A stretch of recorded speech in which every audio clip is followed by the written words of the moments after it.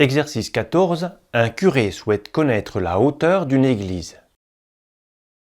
Il se place à 1500 mètres de l'église. Puis, il place sa main à bout de bras et avec la hauteur de sa main, il arrive juste à cacher l'église. Son bras mesure 1 mètre de long et sa main mesure 5 cm de haut. Quelle est la hauteur de l'église?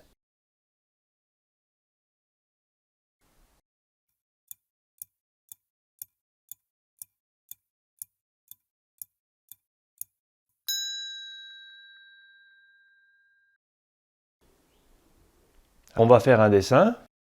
On a deux droites sécantes qui sont coupées par deux droites parallèles, puisque les deux droites ici sont verticales. Ce dessin nous fait penser au théorème de Thalès.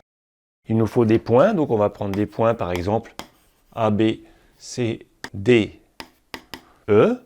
On va dire dans cette figure les droites BE et CD sont parallèles. D'après le théorème de Thalès, deux points, on a AB sur AC égale AE sur AD égale BE sur CD. Attention, il y avait quand même une difficulté dans cet exercice, c'est par rapport aux unités de mesure.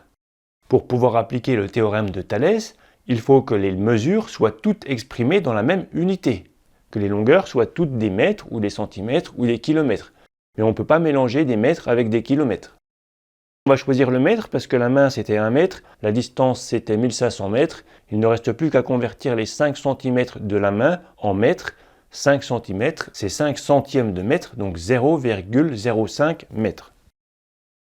On écrit ensuite la relation qui correspond au théorème de Thalès. On remplace les longueurs connues par leur valeur. AB, on ne connaît pas. AC non plus. AE, c'est 1. AD, c'est 1500. BE, c'est 0,05. Et CD, on ne connaît pas.